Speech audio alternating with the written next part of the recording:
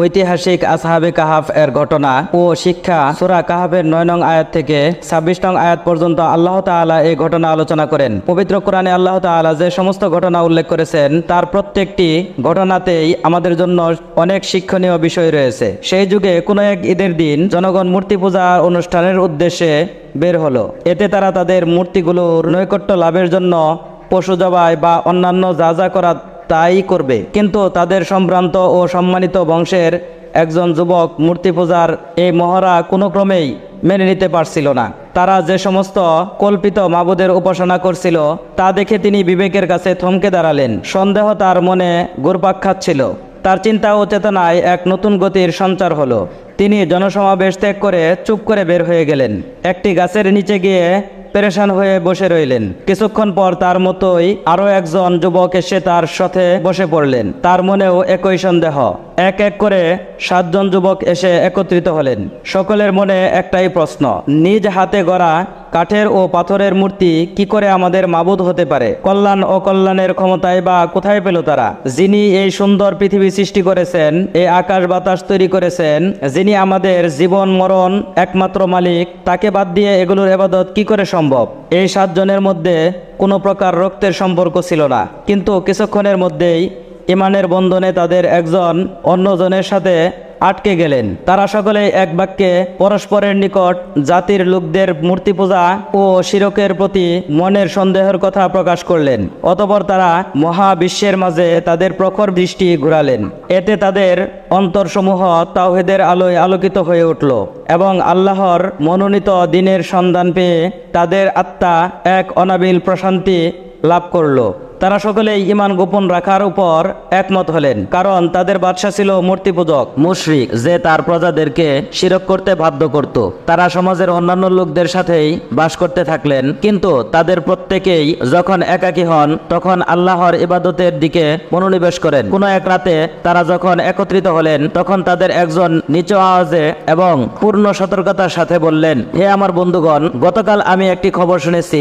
এটি যদি সত্য হয়, আমার ধারণা এটি সত্য, তাহলে অচিরেই আমাদেরকে আমাদের দিন হতে ফিরিয়ে রাখা হতে পারে, অথবা আমাদের জীবন নাশ করা হতে পারে। আমি শুনলাম আমাদের ব্যাপারটি এখন আর বাদশার কাছে গোপন নয়। আমাদের দিন ও আকীদার বিষয়টি এখন আর তার কাছে অস্পষ্ট নয়। যেই দিনকে আমরা আমাদের হৃদয়ে গেঁথে নিয়েছি এবং যা আমাদের চিন্তা চেতনা অবিচ্ছেদ্য অংশে পরিণত হয়েছে তা এখন বিপন্ন হওয়ার পথে। সুতরাং তোমরা চিন্তা করো এবং তোমাদের সিদ্ধান্ত তোমরাই গ্রহণ করো। দ্বিতীয় জন বললেন, খবরটি আমিও শুনেছি, তবে তা মুনাফিক এবং অজ্ঞদের অপপ্রচার মনে করে উড়িয়ে দিয়েছি। পরক্ষণে খবরটি সত্যতা প্রমাণিত হলো। তারা বললেন, আমরা আমাদের দিনের উপর অবিচল থাকব। যে বিপদই আসুক না কেন তা মাথা পেতে মেনে নিব। আল্লাহর সত্য দিনকে জানার পর কোনোভাবেই পূর্বে সেই মূর্তি পূজার দিকে ফেরত যাব না। গুজব এখন সত্যে পরিণত হলো। বাদশাহ তাদের খবরটি জেনে ফেললো। তাদেরকে ঘর থেকে বের করে বাদশার দরবারে করা হলো। বাদশাহ বলল, তোমরা তোমাদের ব্যাপারটি গোপন রাখতে চেষ্টা করেছ, কিন্তু সফল হতে পারোনি। আমি জানতে পেরেছি যে তোমরা বাদশাহ এবং তার প্রজাদের ধর্ম ত্যাগ করেছ। তোমরা এমন এক নতুন ধর্মে প্রবেশ করেছ যে সম্পর্কে আমি জানি না। কোথা থেকে তা তোমাদের কাছে আসলো? আমি তোমাদেরকে কখনোই এভাবে ছেড়ে দেব না। আমি জানি তোমরা সম্ভ্রান্ত বংশের লোক, তাই অন্যরা তোমাদের কারণে বিভ্রান্ত হতে পারে। এমন আশঙ্কা যদি না থাকতো তাহলে তোমাদেরকে বাধা প্রদান করতাম না। যাই হোক, আমি তোমাদের ব্যাপারে তাড়াহুড়া করতে চাচ্ছি না। তোমরা চিন্তা করো, হয় তোমরা আমার ধর্মে ফেরত আসবে, অন্যথায় তোমাদের মাথাগুলো দেহ থেকে বিচ্ছিন্ন হবে। কিন্তু তাদের অন্তরগুলোকে আল্লাহ মজবুত করে দিলেন, ঈমানকে শক্তিশালী করে দিলেন। তারা বললেন, হে বাদশাহ, আমরা এই দিনে কারো অন্ধ অনুকরণ করে প্রবেশ করিনি, বাধ্য হয়েও নয় এবং অজ্ঞাত বশতও নয়। আমাদের সুস্থ বিবেক ও ফেতরাত আমাদেরকে ডাক দিয়েছে, আমরা সেই ডাকে সাড়া দিয়েছি। বিবেক আমাদেরকে আলোকিত করেছে, তার আলোতে আমরা চলছি। আল্লাহ এক ও অদ্বিতীয়, তার কোনো শরীক নেই। আমরা তাকে ছাড়া আর কাউকে ডাকবো না। আর আমাদের জাতির লোকেরা অন্ধ হয়ে অন্যের তাকলিদ করে মূর্তি পূজা করছে। যে ব্যাপারে তাদের কাছে কোনো দলিল প্রমাণ নেই। এই হলো আমাদের শেষ কথা, এখন আপনারা যা খুশি করতে পারেন। এরপর বাদশাহ বলল, এবার যাও, আগামীকাল অবশ্যই আসবে, আমি তোমাদের ব্যাপারে ফয়সালা প্রদান করব। তারা ফিরে এসে পরামর্শ করতে লাগলেন এবং প্রত্যেকে স্বীয় মতের চাকা ঘোরাতে লাগলেন। তাদের একজন বললেন, বাদশাহ যেহেতু আমাদের ব্যাপারে জেনেই ফেলেছেন, তাই তার ধমকি ও হুমকির মধ্যে থেকে আমাদের আর কোনো লাভ নেই। আমরা ওই গুহার দিকে দিন নিয়ে পালিয়ে যাব, যদিও তা হবে প্রশস্ত দেশের তুলনায় খুব অন্ধকার ও সংকীর্ণ, কিন্তু আমরা সেখানে প্রশস্ত মনে এক আল্লাহর ইবাদত করতে পারবো, যা আমরা এই বিশাল রাজ্যে করতে পারতেছি না।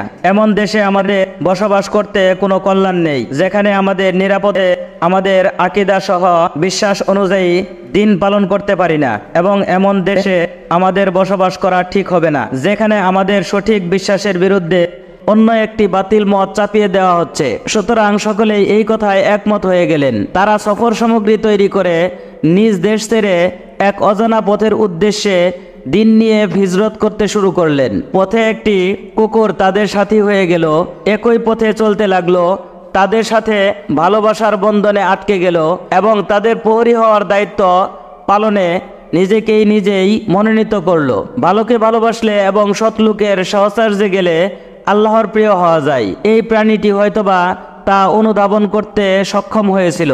পথ চলতে চলতে এক সময় তারা গুহায় পৌঁছে গেলেন। হয়তোবা তারা সেখানে আল্লাহর দেওয়া রিজিক থেকে ফল ফলাদি পেয়ে গেলেন এবং ঝর্ণার পরিচ্ছন্ন মিষ্টি পানি পান করলেন। দীর্ঘ পথ চলার পর সফরের ক্লান্তি দূর করার জন্য পরিশ্রান্ত শরীর নিয়ে সেখানে তারা সামান্য বিশ্রামের নিয়তে গুহার মধ্যকার জমিনে মাথা রেখে শুয়ে পড়লেন। শুয়ে পড়ার সাথে সাথে হালকা ঘুম অনুভব করলেন এবং সেই হালকা ঘুমের পথ ধরেই গভীর নিদ্রায় চলে গেলেন। পরের দিন নির্দিষ্ট সময়ে বাদশাহর দরবারে হাজির না হওয়ার কারণে লোকেরা তাদের অনুসন্ধানে বের হলো।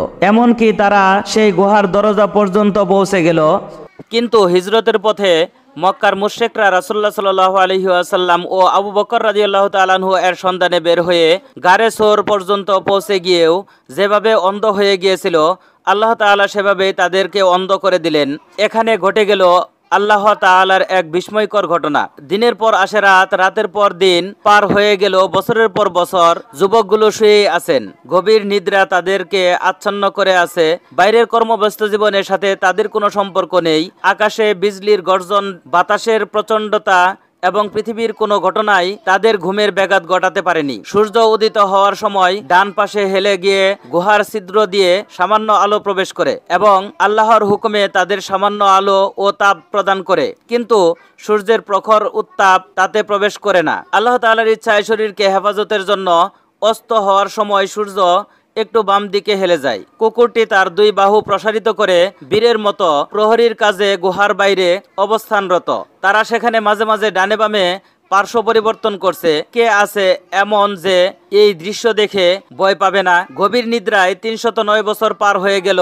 এবার তারা ক্ষুধা ও পিপাসায় দুর্বল শরীর নিয়ে জাগ্রত হলেন। তারা ভাবলেন সময় বেশি অতিক্রম হয়নি এবং ইতিহাসের চাকা গুহার মুখেই থমকে রয়েছে। তাদের একজন বললেন, হে বন্ধুগণ, আমার মনে হয় এখানে আমরা দীর্ঘ সময় ঘুমিয়ে পার করেছি, তোমাদের মতামত কি? অন্যজন বললেন, আমার মনে হয় পূর্ণ একদিন আমরা নিদ্রায় ছিলাম, কারণ যে ধরনের ক্ষুধা ও পিপাসা অনুভব করছি তাতে মনে হয় পূর্ণ একদিন আমরা নিদ্রায় ছিলাম। তৃতীয় জন বললেন, সকালে ঘুমিয়েছি, এই দেখো সূর্য এখনো ডুবেনি, আমার মনে হয় একটি দিনের কিয়দাংশ আমরা নিদ্রায় অতিক্রম করেছি। চতুর্থ জন বললেন, ছাড়ো এসব মতভেদ, আল্লাহই ভালো জানেন আমরা কতকাল এখানে ঘুমিয়েছি। মূল কথা হচ্ছে আমার প্রচুর ক্ষুধা অনুভব হচ্ছে, মনে হচ্ছে কয়েকদিন যাবত না খেয়ে আছি। আমাদের একজনের উচিত এখনই শহরে গিয়ে কিছু খাদ্য ক্রয় করে নিয়ে আসুক, তবে তাকে অবশ্যই সতর্কতা ও সাবধানতা অবলম্বন করতে হবে, কারণ লোকেরা যদি আমাদের অবস্থান সম্পর্কে জেনে ফেলে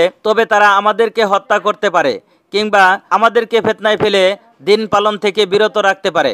তাকে আরেকটি বিষয়ে সাবধান হতে হবে, কোনোভাবেই যেন হারাম খাদ্য ক্রয় না করা হয়। সেজন্য সে যাচাই বাছাই করে হালাল খাদ্যটি ক্রয় করবে। তাদের একজন সাবধানতা ও পূর্ণ সতর্কতার সাথে ভীত ও সন্ত্রস্ত অবস্থায় শহরে প্রবেশ করলেন। তিনি দেখলেন কোনো কিছুই আর আগের মতো নেই। ঘর বাড়িগুলো পরিবর্তন হয়ে গেছে।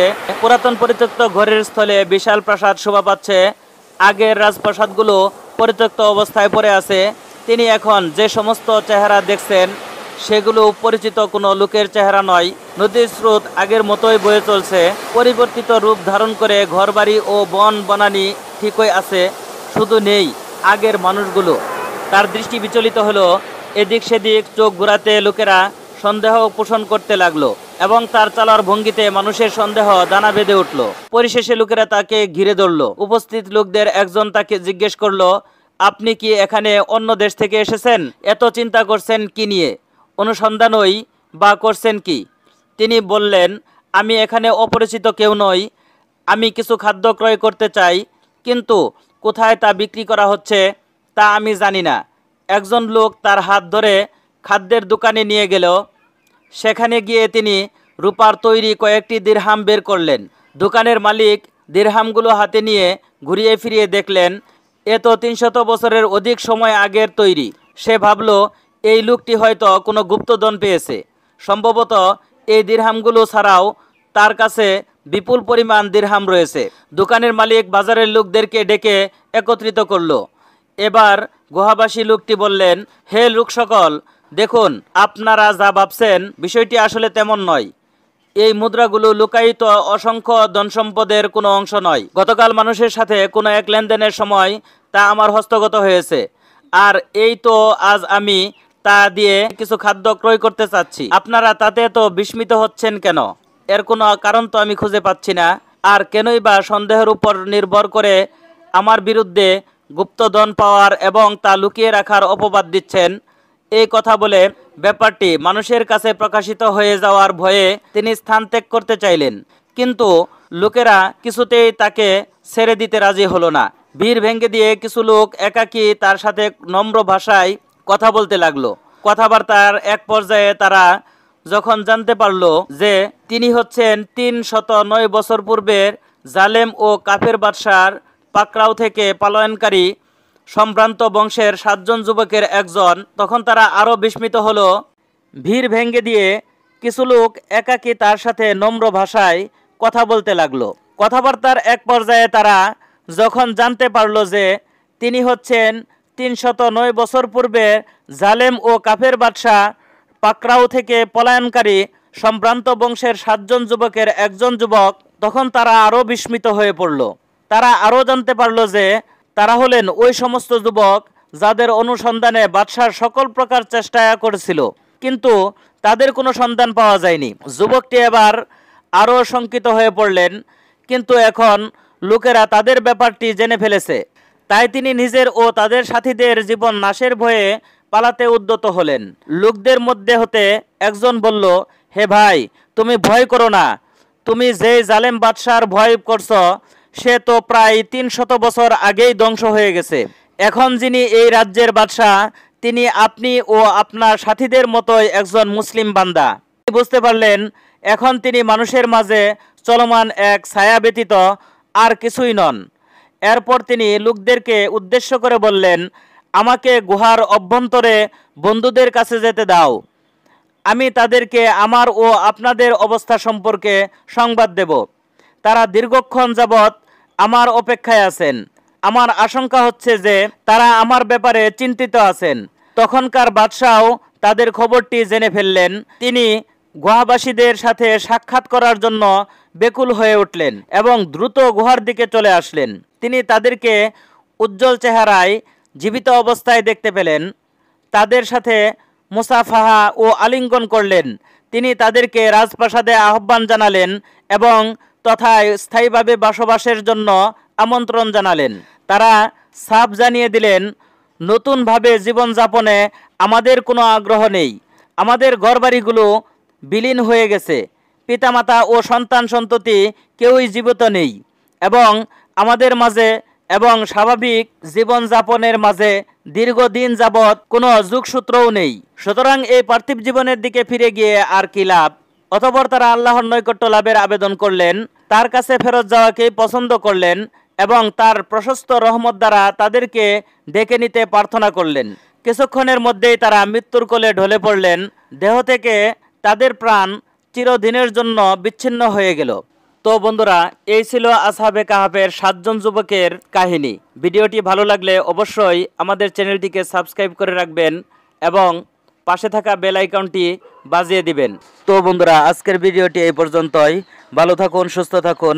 আসসালামু আলাইকুম ওয়া রাহমাতুল্লাহি ওয়া বারাকাতুহু।